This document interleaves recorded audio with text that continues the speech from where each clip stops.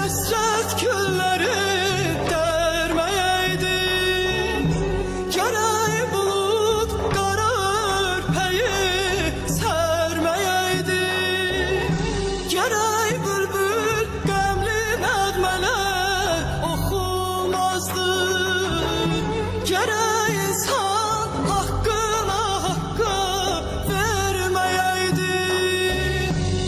Göydəki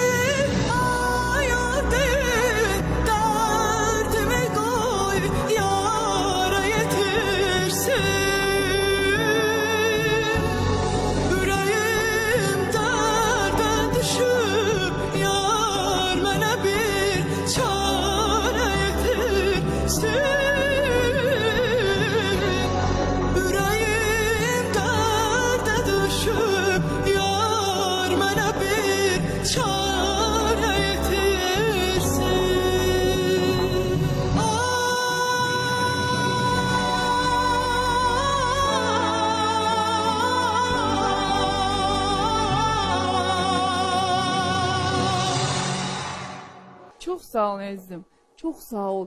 Senin ne kadar derin, kalbin, Çok güzel ifa elədin. Vallahi billah, mən qulaq asdıqca asıram, fikirləşirəm ki, bu yaşda bu qədər uşaq